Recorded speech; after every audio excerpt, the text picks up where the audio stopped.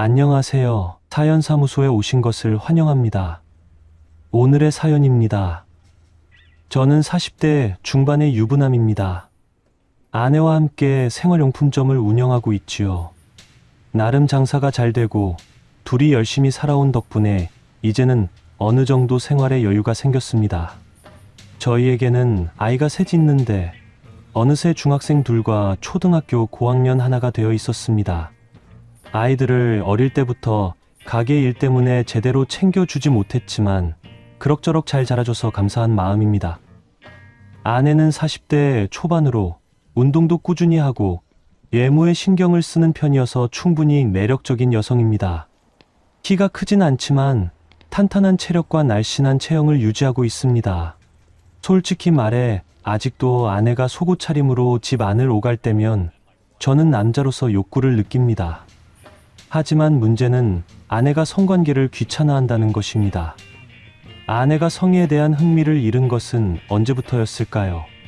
뚜렷한 계기는 없었지만 사업이 바빠지고 아이가 늘면서 아내는 늘 피곤해했습니다. 처음엔 저도 조금만 쉬자는 말을 이해했습니다. 그러나 그 시기가 너무나도 길어졌고 결국 아내는 저와의 잠자리 자체를 귀찮아하고 꺼려하는 모습이 되었습니다. 저는 병원 검진을 함께 받아보자고 권유해 보았습니다만 아내는 얼굴을 찌푸리며 그런 데까지 가기 싫어 라고 딱 잘라 말했습니다. 결국 부부관계가 완전히 끊긴 건 아니지만 제 입장에서는 늘 구걸하듯이 요청해야 했습니다. 아내가 기분이 조금이라도 좋고 신체 컨디션이 괜찮다고 느낄 때만 마지못해 허락을 해줍니다. 반면에 기분이 언짢거나 몸 상태가 좋지 않으면 아무리 제가 달래보고 심지어 분위기를 맞추고 선물을 사다 주어도 소용없습니다. 그때마다 귀찮아라는 차가운 한마디가 돌아오면서 상황은 끝납니다. 그러다 보니 저도 점점 지쳐갔습니다. 아이러니하게도 아내는 외모나 건강 관리에는 열심인데 정작 저와의 친밀한 교감은 단호히 거절합니다. 이런 모순이 저를 더욱 혼란스럽게 만들었습니다. 분명히 외적인 매력을 가진 아내인데 왜 저와의 시간을 불편해하고 귀찮아하는 걸까 하는 의문이 자리 잡았습니다. 아내가 꺼낸 말 중 가장 충격적이었던 것은 바로 다른 집 남자들은 다 밖에서 풀고 온다더라. 당신도 그냥 나가서 알아봐. 돈 줄게. 대신 감정은 안 돼. 애인은 안 돼. 라는 것이었습니다. 처음에는 설마 진심이겠어 하며 대수롭지 않게 넘겼습니다. 분명 화가 나서 뱉은 말이거나 저를 떠보려는 시도라고 생각했습니다. 하지만 아내는 놀라울 정도로 일관되게 같은 말을 반복했습니다. 심지어 제가 욕구를 참지 못하고 짜증을 내던 날, 그럼 진짜 나간다. 돈 줘. 라고 반협박 비슷하게 말했더니 아내는 아무런 표정 변화 없이 지갑을 꺼내 돈을 내밀었습니다. 그때야 비로소 이게 진심이구나라고 깨달았습니다. 그리고 실제로 저는 그 돈을 받아 밖에서 욕구를 해소하고 왔습니다. 물론 처음에는 엄청난 죄책감에 시달렸습니다. 밖에서 다른 여자와 육체적 관계를 맺는다는 것은 제 상식에서도 받아들이기 힘든 일이었습니다. 게다가 저는 여전히 아내를 사랑한다고 생각했고 아이들 생각에 이런 행동이 맞는지도 고민이 됐습니다. 하지만 한편으로는 너무나도 오랫동안 쌓인 욕구와 외로움이 폭발하듯 터져 나왔습니다. 아내가 일말의 미안함이나 질투심조차 보이지 않고 오히려 감정만 주지 않으면 된다고 선을 긋는 모습에 저도 체념하게 되었습니다. 결국 저는 한 달에 2번 정도 아내의 허락과 지원을 받아 몸만의 관계를 하러 나갑니다. 이 사실을 누가 알면 저를 한심하다 욕하겠지요. 하지만 딱히 다른 해결책이 보이지 않았습니다. 아내는 오히려 그럼 이제 날 귀찮게 안 하겠네라는 식의 태도를 보였고 저 역시 한편으로는 집안의 평화를 위해 그런 쪽이 낫겠다 싶기도 했습니다. 물론 아내와 전혀 관계를 안 하는 것은 아니지만 한 달에 한두 번 겨우 애원해야 얻어내는 형식적인 잠자리에 이제는 저도 큰 기대를 걸지 않게 되었습니다. 그런 답답한 일상이 이어지던 중 어느 날 밤이었습니다. 침대 위에 나란히 누워있긴 했지만 우리는 서로 등을 돌린 채였습니다. 저는 용기를 내어 아내의 어깨에 손을 올려보았습니다. 오늘은이라는 말이 목구멍까지 올라왔으나 아내는 기다렸다는 듯 몸을 움츠리며 손을 떼어냈습니다. 그리고 낮은 목소리로 제발 좀 그만해, 피곤해 라고 말했습니다. 그 말이 얼마나 지쳐있고 또 단호한지 저는 더 이상 말을 잇지 못했습니다. 우리 사이에 오랜 시간 쌓인 냉기가 한순간에 저를 짓눌렀습니다. 침실 안은 적막했고 아내의 가쁜 숨소리만이 제 귀에 들려왔습니다. 결국 저는 얇은 이불을 걷고 방을 나와 거실 소파에 몸을 뉘었습니다. 거실에 불을 켜지 않아도 밖의 가로등 불빛이 희미하게 들어와 사물을 희뿌옇게 비춰주었습니다. 소파에 걸터 앉아 한숨을 내쉬고는 벽에 걸린 결혼사진을 바라보았습니다. 하얀 드레스를 입고 제 손을 꽉 잡으며 환히 웃던 아내의 모습, 그리고 옆에서 행복하게 웃고 있는 저의 모습. 그때는 작은 손짓만으로도 온 세상을 가진 듯 설렜는데 이제 우리는 왜 이런 모습이 되어버렸을까 싶어 마음이 아려왔습니다. 사진 속 아내를 하염없이 바라보다 문득 제가 밖에서 해결하고 오는 그 행동마저도 허무하게 느껴졌습니다. 이건 부부가 함께 노력해 풀어야 할 문제일 텐데 어느 순간부터 우리는 서로를 포기하고 각자 다른 길로 도망친 것 같았습니다. 그날도 소파에서 잠이 들었습니다. 아침에 일어나 보니 어깨와 목이 뻐근했고 마음도 무겁게 가라앉았습니다. 부엌에 가보니 아내는 이미 식사를 준비해 아이에게 아침밥을 먹이고 있었습니다. 딸아이가 아빠, 왜 거기서 잤어? 라고 묻자 아내는 잠시 저를 힐끔 보았을 뿐 아무 말도 하지 않았습니다. 저는 TV 보다가 깜빡 잠들었어라고 둘러대고 말았습니다. 아내와 저는 함께 가게를 운영하기에 보통은 아침밥을 먹고 나면 같이 집을 나서 진열장 정리부터 시작합니다. 그런데 그날따라 저는 아내와 말을 섞기도 싫어 살짝 먼저 집을 나섰습니다. 아내도 별다른 반응 없이 그래, 먼저 가서 문 열어놔라고만 말했습니다.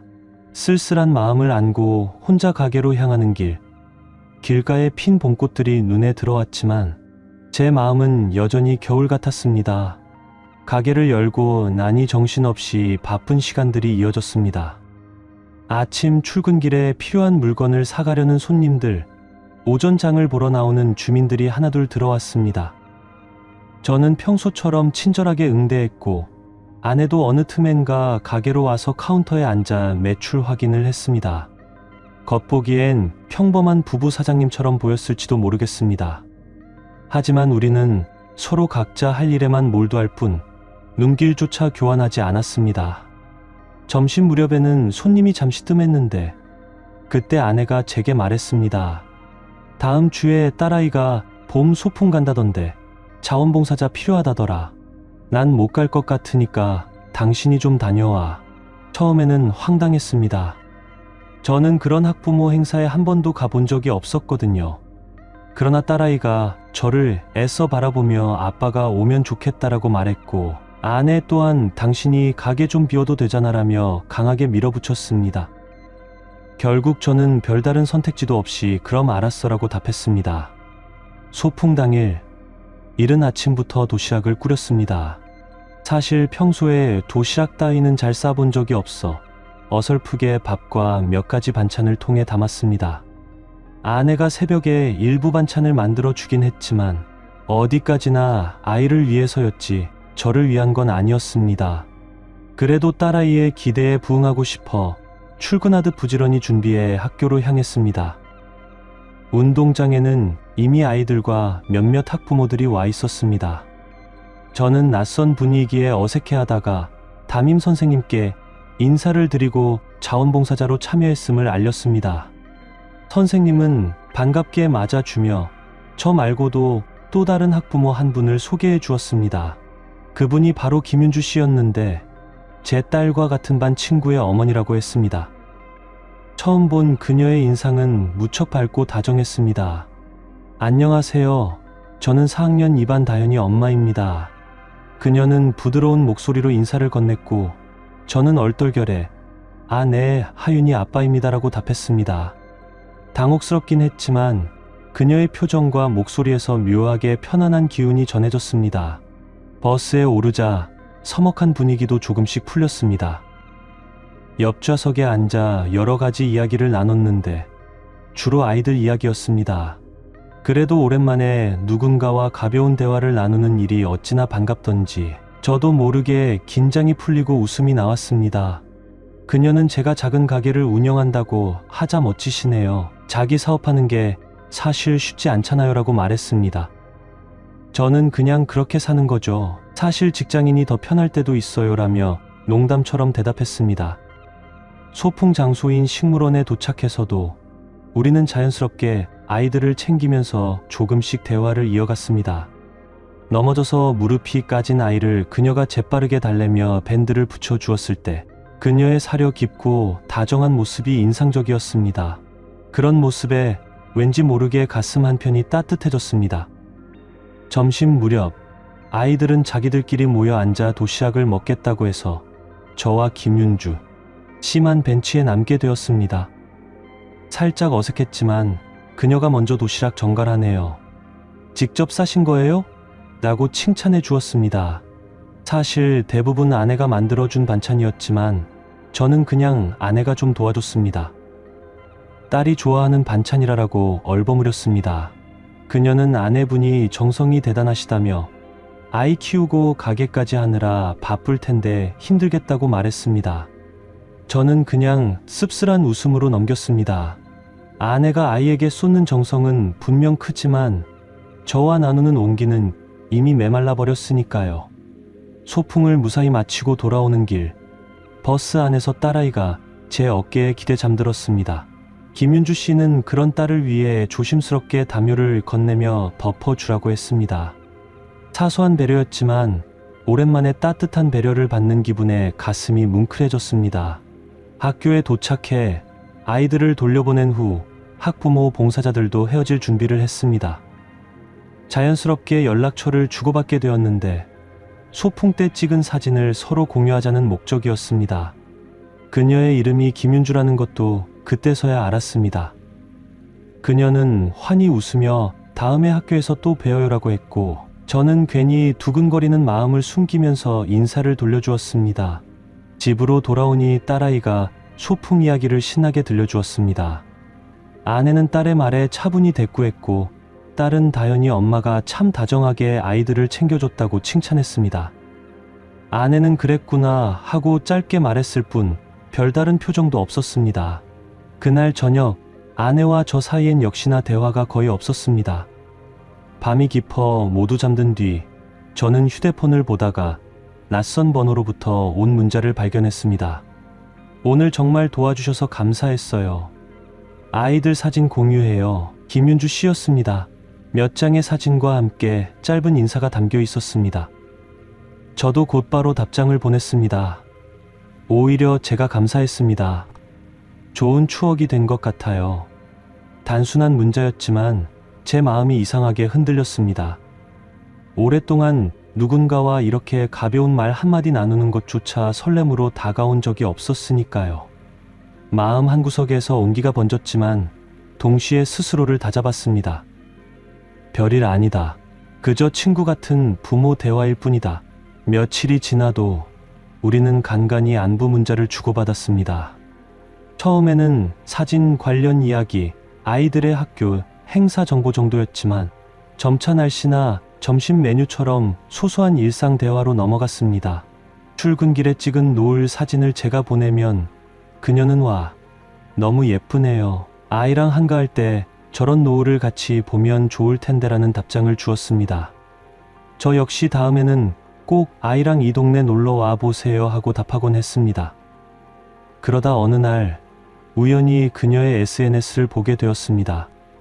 평소에는 밝은 사진과 긍정적인 글들을 올리던 그녀였는데 그날은 흐릿한 창밖과 함께 오늘따라 유난히 숨이 막힌다. 아무 일도 없었다고 생각하려 해도 결국 모든 게 무너지는 기분이라는 글이 적혀 있었습니다. 느낌이 안 좋았습니다. 저는 고민 끝에 조심스럽게 메시지를 보냈습니다. 무슨 일 있으신 건 아닌지 걱정되네요. 많이 힘드시면 언제든 말씀하세요. 비록 제가 해줄 수 있는 게 많진 않아도 누군가가 옆에 있어 주는 것만으로도 힘이 되잖아요. 잠시 후 답장이 왔습니다. 감사해요. 사실 누구한테 말하기도 쉽지 않은 날이었어요. 그래도 이렇게 신경 써 주셔서 고마워요. 그날 이후 그녀는 조금씩 자기 이야기를 털어놓기 시작했습니다. 남편이 잦은 야근을 하고 집에 돌아와서는 피곤하다며 대화를 피한다는 것. 한 번은 그녀가 남편 핸드폰을 몰래 본 적이 있는데 낯선 여성과 보고 싶다. 언제 만날까? 같은 메시지를 주고받은 흔적을 발견했다는 것. 그 사실을 알고 충격을 받았지만 아이 앞에서 울 수 없어 필사적으로 참았다는 이야기. 남편에게 혹시 다른 사람 만나는 거 아니냐고 따져도 대수롭지 않게 말도 안 되는 소리 하지 말라며 말을 돌려버린다는 일화. 그녀는 점점 지쳐가지만 정작 누구에게도 솔직히 털어놓지 못했다며 한탄했습니다. 그러던 어느 날 밤, 조용한 집 안에서 전화벨이 울렸습니다. 모두 잠든 시간이었고 발신인은 김윤주였습니다. 저는 망설이면서도 서둘러 거실로 나와 전화를 받았습니다. 죄송해요. 이렇게 늦게 그냥 너무 힘들어서요. 그녀는 울먹이는 목소리였습니다. 나는 아니에요. 괜찮아요. 천천히 말씀하세요라고 다독였습니다. 그녀는 오늘 결국 남편이랑 크게 다퉜다고 말했습니다. 그리고 외도 상대가 바로 알고 지내던 사람이었다는 사실을 알게 되어 배신감과 수치심에 견딜 수 없었다고 했습니다. 집이 너무 답답해요. 아이를 재워놓고 혼자 있으려니 숨이 막혀서 미안해요. 이런 전화까지 하고 저는 천천히 그녀의 이야기를 들었습니다. 그리고 제가 해줄 수 있는 말이라고는 그동안 정말 힘드셨겠네요. 잘 버텨온 것만으로도 대단하세요 같은 다소 형식적인 위로뿐이었습니다. 하지만 그녀는 그런 제 말만으로도 고맙다며 흐느끼는 소리를 멈추지 못했습니다. 며칠 후 그녀는 남편이 드디어 이혼하자고 결심을 통보해 왔다고 했습니다. 더는 가정을 유지할 생각이 없고 서로 각자의 길을 가자고 하더라고. 억울함과 허망함에 그녀는 난 잘못한 게 없는데 왜 나만 이런 고통을 겪어야 하냐며 울분을 토했습니다. 저는 차마 전화나 문자로만 위로를 전하기가 미안해 직접 만나자고 제안했습니다. 그녀도 한참 망설이다가 저도 누구 한 명 만나서 이야기하고 싶었어요라며 약속을 잡았습니다. 그날 오후 조용한 카페에서 만난 그녀는 한눈에 봐도 눈이 퉁퉁 부어 있었습니다. 괜찮으시냐는 제 물음에 그녀는 허탈한 웃음을 지으며 그 사람이 나보고 매력이 없대요. 감정도 없고 너무 무미건조하다고, 그래서 다른 여자한테 빠졌다고 하더라고요라고 털어놓았습니다. 저는 뭐라고 위로해야 할지 몰라 그저 말없이 커피잔을 쥐고 있을 뿐이었습니다. 그녀는 한때는 저도 아이 낳고 열심히 살면 가정이 전부일 줄 알았는데 결국 이렇게 되어버렸어요라며 씁쓸하게 웃었습니다. 그러면서 오늘 혼자 있기 너무 무서워요. 집에 가도 남편은 없을 테고 아이가 자고 나면 결국 또 혼자일 거잖아요라고 말했습니다. 처음에는 저도 머뭇거렸습니다. 하지만 그녀가 조금만 같이 있어 줄 수 없냐라고 눈물 어린 목소리로 부탁하자 저는 거절하지 못했습니다. 그날 저녁 우리는 간단히 식사를 하고 작은 술집에 들러 몇 잔 나눠 마셨습니다. 술 기운이 오르자 그녀는 눈물을 글썽이며 속내를 전했습니다. 저 정말 바보 같아요.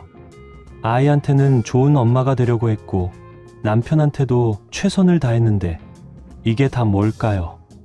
저는 조용히 그녀의 손등을 감싸 쥐었습니다. 그 순간 제 마음에도 오랜 상처들이 떠올랐습니다. 외로움, 무기력, 가정에서조차 환영받지 못하는 듯한 소외감, 그리고 아내의 너도 밖에서 풀어라는 잔혹한 말들. 모든 게 겹쳐지면서 눈앞에 있는 이 여인에게 저도 모르게 마음이 기울어졌습니다. 오늘은 혼자 있고 싶지 않아요. 그냥 누군가 곁에 있어줬으면 좋겠어요. 나는 잠시 눈을 감았다가 조용히 고개를 끄덕였습니다. 우리 둘은 말없이 근처의 작은 모텔로 향했습니다. 손끝이 닿은 순간 나는 단순한 동정도 충동도 아니었습니다. 오랫동안 메말랐던 마음의 틈이 서로를 향해 열려버린 느낌이었습니다. 방 안은 고요했습니다. 그녀는 처음엔 많이 떨고 있었지만 내가 조심스럽게 손을 얹고 다가가자 눈을 감고 몸을 맡겼습니다. 그날 밤 우리는 서로의 체온 속에서 묵은 외로움과 상처를 녹여내듯 그렇게 함께했습니다. 아침이 밝았을 때 윤주 씨는 조용히 눈을 떴고 나는 어색하게 창밖을 바라보고 있었습니다. 그녀는 이불을 당겨 몸을 가리며 말했습니다.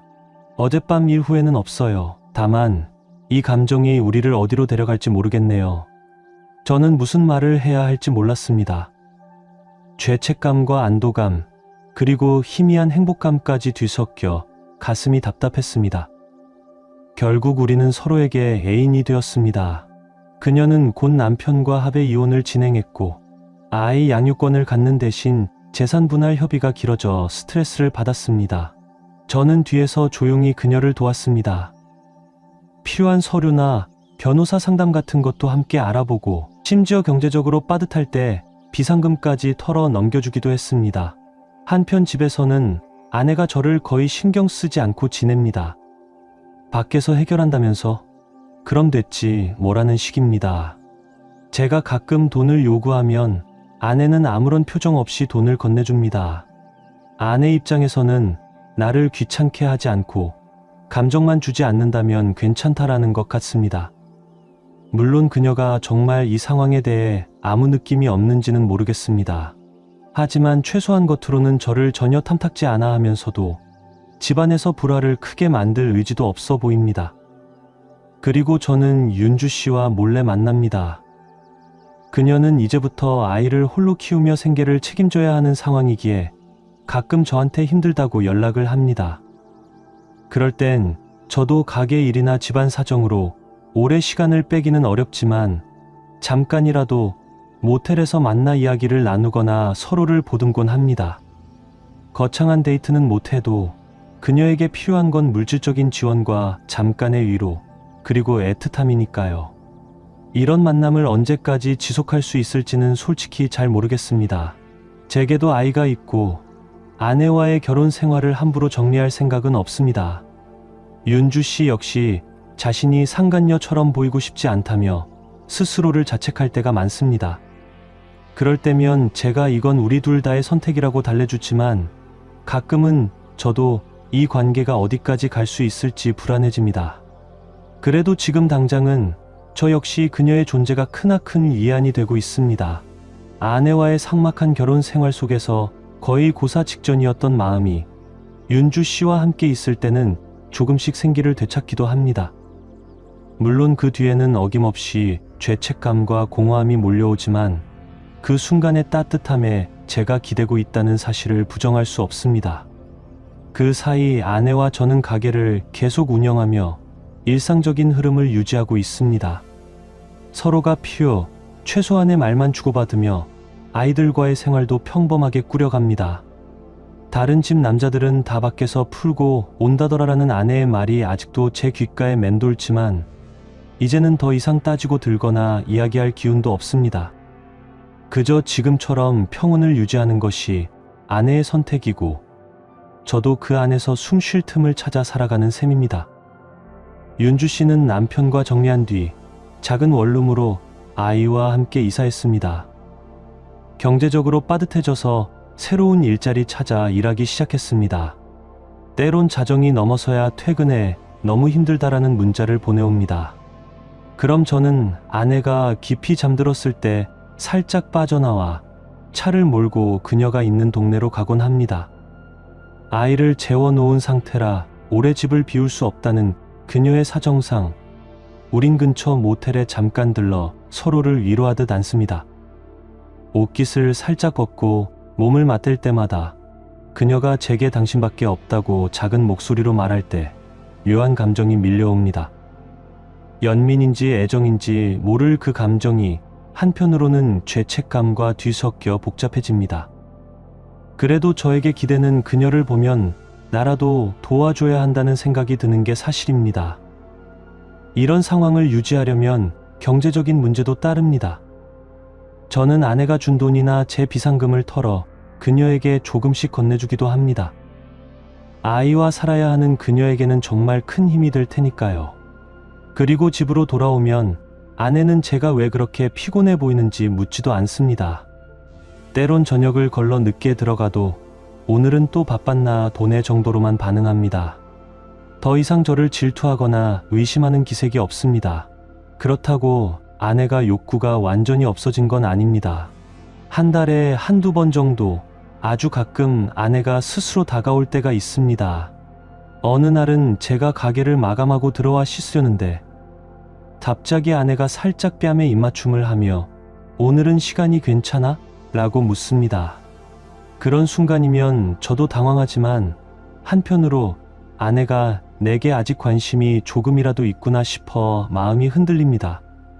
하지만 그 횟수는 너무 적습니다. 한 달에 한두 번 정도. 아내가 마음이 내킬 때만 허락해주는 시기라서 그 열기는 예전 같지 않습니다. 동시에 뜻밖의 타이밍에 찾아오는 아내의 이런 돌발 행동이 저를 혼란스럽게 합니다. 이미 밖에서 윤주 씨와 나누는 교감도 있었으니까요. 게다가 메마른 부부관계라 생각했는데 이렇게 가끔 아내가 원할 땐 한동안 참았던 열기가 서서히 불타오르기도 합니다. 살결을 마주하며 키스할 때 아내가 가볍게 신음을 내뱉으면 "아직 끝나지 않았나?" 라는 미련 같은 게 스치기도 합니다. 이런 동요는 저뿐 아니라 아내에게도 존재하는 듯합니다. 한 번은 제가 윤주 씨를 만나러 나가려 할 때 아내가 갑자기 "오늘은 나랑 있어 줘라며 막아섰습니다. 살짝 취기라도 있는 듯 아내가 제 허리춤을 끌어당기며 "오늘은 나도 하고 싶다고 말하더군요. 순간 저는 충격과 당혹스러움에 멈칫했습니다. 왜 이제 와서 이런 모습을 보이는지 아내 마음을 제대로 헤아릴 수 없었습니다. 하지만 그 순간 부딪히는 서로의 체온에 저도 결국 몇 달 만에 뜨겁게 합을 맞추었습니다. 숨소리가 고조되고 얇은 옷차림에 드러나는 아내의 실루엣이 낯설면서도 익숙했습니다. 그날 아내는 한참을 저와 포옹하고 나서야 잠들었습니다. 저는 그 사이 울린 윤주 씨의 전화를 받지 못했고 이튿날 아침에야 집에 급한 일이 있었다며 둘러댔습니다. 윤주 씨도 무슨 일인지 크게 묻진 않았지만 "내가 보고 싶었는데 아쉽네요라고 문자를 남겼습니다. 그걸 보는데 다시 한번 복잡한 감정이 밀려왔습니다. 그 후로도 별다른 큰 갈등 없이 저와 아내는 여전히 말없이 가게를 꾸려갑니다. 윤주 씨는 파트타임 아르바이트를 늘려 전보다 더 바쁘게 지냅니다. 그래도 가끔 밤늦게 힘들다며 제가 필요하다고 연락이 오면 저는 아내 눈을 피해 살짝 나갑니다. 아내는 "돈 필요하면 말해라며 지갑을 꺼내줍니다. 제가 그 돈을 받아 윤주 씨와 모텔에 들어가는 것조차 이젠 더 이상 막지 않습니다. 하지만 결코 질투가 없는 것은 아닙니다. 이미 아내는 한 차례 제 휴대폰을 본 적이 있습니다. 제가 샤워를 하는 동안 윤주 씨의 문자가 왔는데 화면에 뜬 미리 보기 메시지를 우연히 본 것이지요. 아내가 그 내용을 확인하고는 저를 추궁했을 때 저는 도망치듯 "미안하다. 사실 나도 이렇게까지 될 줄은 몰랐다고 인정할 수밖에 없었습니다." 그 자리에서 아내는 "그럼 당신 나랑 이혼하고 그 여자랑 살래? 라고 물었습니다. 전 아니라고 했고 아내는 씁쓸한 미소를 지으며 "몸만 주고받으라고 했지 마음까지 주면 반칙이지라고 말하더군요. 그리고는 자기 방으로 들어가 문을 닫았습니다. 저는 그날 밤잠도 제대로 이루지 못하고 거실에서 오락가락했습니다. 혹시 아내가 다음 날이라도 대폭발을 할지 모른다고 생각했지만 예상과 달리 아내는 그 뒤로 이 문제를 더 이상 언급하지 않았습니다. 완전히 묵인한 셈이죠. 다만 때때로 제가 집을 나가려 하면 의외의 순간에 "오늘은 가지마. 나도 필요한 날이야 라며 붙잡을 때가 있을 뿐입니다. 이런 상황이 혼란스럽지만 서로 간에 여러 이유로 묶여 있어 헤어날 수 없는 느낌입니다. 아내와 저는 겉보기엔 평범한 부부로 가게를 운영하고 아이들과 평상적인 생활을 유지합니다. 하지만 저와 윤주 씨 사이에는 묘한 감정과 육체적 교감이 오가고 아내도 그걸 완전히 방치하진 않으면서도 명백하게 막아선 것도 아닙니다. 한편으론 제가 이 관계를 유지하는 이유가 아내가 완전히 절 막아내지 않기 때문일지도 모릅니다. 아내가 그래, 당신 가서 풀고 와라며 제가 집을 나갈 때마다 지갑을 열어주면서도 가끔은 또 저를 붙들어 뜨거운 밤을 보내기도 하니까요. 가정이 무너지는 것을 원치도 않고 그렇다고 저를 온전히 받아들이지도 않는 어쩌면 이기적인 태도일 수도 있겠습니다. 하지만 저 역시 윤주 씨에게서 느끼는 이안이 너무 커서 스스로를 통제하지 못합니다. 윤주 씨 쪽도 마찬가지입니다. 남편과의 이혼 후 아이를 데리고 힘겹게 살아가면서 가끔 저를 부르는 이유가 단순히 경제적 도움만은 아닌 것 같습니다. 서로를 부둥켜 안고 가만히 숨소리를 듣는 그 시간에 그녀는 당신밖에 없다고 속삭이죠. 저는 흔들리는 감정 속에서도 아이러니하게 살아있음을 실감합니다. 솔직히 이 상황이 언제까지 갈 수 있을지 저도 잘 모르겠습니다. 윤주 씨가 언젠가 새로운 남자를 만나면 혹은 아내가 갑자기 더 큰 결정을 내리면 제 인생은 순식간에 전환점을 맞게 될 수도 있지 않겠습니까? 그렇지만 지금 당장은 시간의 흐름에 맡겨둔 채로 이렇게 살고 있습니다. 아내와 유지하는 이상한 평화, 그리고 윤주 씨와 주고받는 은밀한 애정 속에서 이중적이면서도 애틋한 삶을 이어가고 있습니다. 때로는 이게 정말 괜찮은 걸까? 나는 너무 이기적인 게 아닐까 싶어 괴롭습니다. 그러나 돌이켜보면 아내가 먼저 밖에서 해결해라고 했을 때부터 이미 시작된 파행이기도 합니다. 저는 그 제안을 받아들였고 중간에 윤주 씨를 만나 감정까지 나눈 셈이지요. 아내는 그 사실을 결국 알았지만 폭발하기보다 묵인하는 길을 택했습니다. 그러다 가끔 제가 필요하다고 붙잡으면서 스스로 욕구를 해소하기도 합니다. 이런 모순된 생활을 누군가는 부러워할 수도 있겠다라고 생각합니다. 마치 마음만 먹으면 밖에서 새로운 여자를 만나고 때로는 아내와도 잠자리를 유지하니 둘 다 가지는 것 아니냐고 말할 사람도 있을 겁니다. 하지만 막상 그 상황을 살아보면 마음이 결코 편하지 않습니다. 죄책감, 혼란, 그럼에도 버리지 못하는 묘한 만족감이 뒤섞인 채로 하루하루가 지나가고 있습니다. 한 달에 한두 번은 아내가 저를 찾아오고 또 몇 번은 윤주 씨가 저를 부릅니다. 저는 그 사이를 오가며 아내에게 다녀오겠다고 말하고는 윤주 씨와 짧은 데이트를 즐기기도 합니다. 심야 영화관에 몰래 들어가 손을 잡고 영화를 보는 날도 있고 대부분은 모텔에서 서로를 안으며 애틋한 시간을 보내곤 합니다. 그녀가 당신 손길 덕분에 위로가 되요라고 말하면 전 남자로서 묘한 성취감을 느낍니다. 그리고 집으로 돌아오면 아내가 잠든 모습을 조용히 지켜보며 이 모든 게 올바른 것인지는 고민하다가 깊이 잠들어 버립니다. 결국 인생은 때론 이런 기이한 형태로 굴러가기도 합니다. 저와 아내, 그리고 윤주 씨 사이의 완벽한 해답이나 해피엔딩은 당장 보이지 않습니다. 그저 서로를 어느 정도 묵인하고 각자의 외로움을 채우기 위해 뒤섞인 상태로 지내고 있습니다. 누군가 한 명의 강력한 결단이 없는 이상 이런 흐름은 당분간 계속될 듯합니다. 오늘의 사연 여기까지입니다. 재미있게 보셨다면 구독, 좋아요, 알림 설정 부탁드립니다. 감사합니다.